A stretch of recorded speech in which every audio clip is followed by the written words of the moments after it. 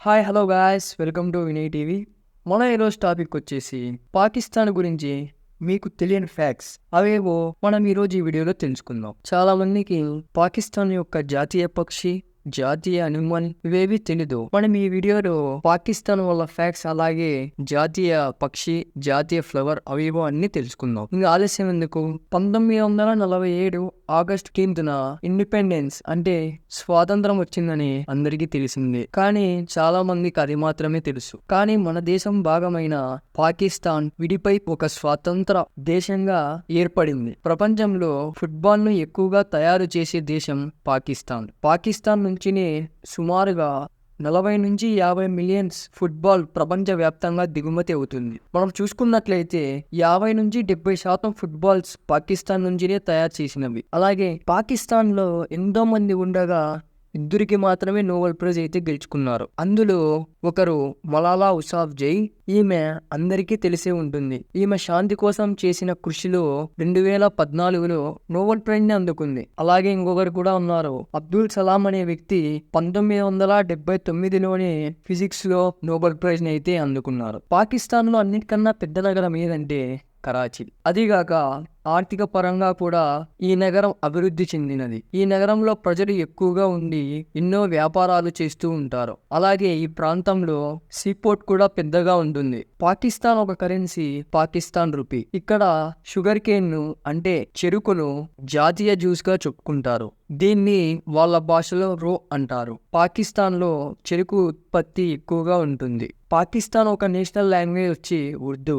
అక్కడ ఇంగ్లీష్ ను కూడా ఒక అధికారిక భాషగా చెప్పుకుంటారు.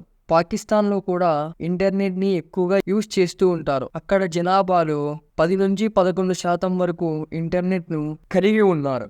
సోల్జర్స్ ప్రకారంగా చూసుకుంటే, అంటే సైనికుల ప్రకారంగా చూసుకుంటే వరల్డ్ లో 7th ప్లేస్ లో అయితే ఉంది పాకిస్తాన్. వీళ్ళ సైనికులు వచ్చేసి 6,42,000 మంది అయితే యాక్టివ్ సోల్జర్స్ గా పనిచేస్తూ ఉన్నారు. పాకిస్తాన్ లో 20% భూమిని వ్యవసాయానికి మాత్రమే వాడుతూ ఉంటారు. పాకిస్తాన్ లో ఒక ఫారెస్ట్ అయితే ఉంది. దాని నేమ్ వచ్చేసి చెంగామంగా.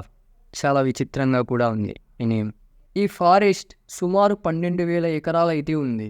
ఇది ఫారెస్ట్ అంటే అందుకదే పుట్టిండేది అయితే కాదు. జనాలే నీళ్లు పోసి చెట్లు నాటి మరీ పెంచారు 12 ఎకరాలు.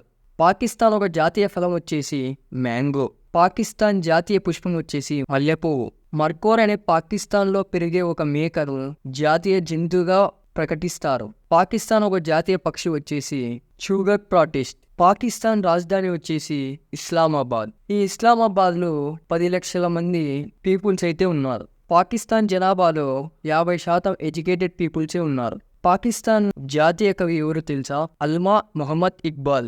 ఈయననే జాతీయ కవి.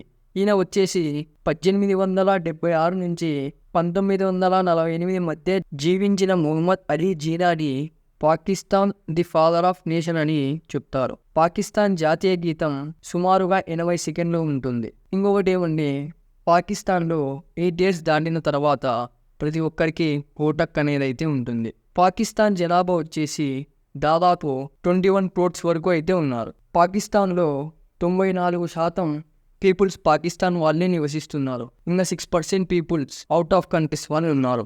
ఇవే ఫ్రెండ్స్ పాకిస్తాన్ గురించి మీకు తెలియని ఫ్యాక్ట్స్ అయితే. Okay, thank you for watching guys. Please like, share and subscribe. మా వీడియో మీకు నచ్చినట్లయితే మీ ఫ్రెండ్స్ అండ్ ఫ్యామిలీ మెంబర్స్కి షేర్ చేయండి. ఇలాగే సపోర్ట్ చేస్తూ ఉండండి.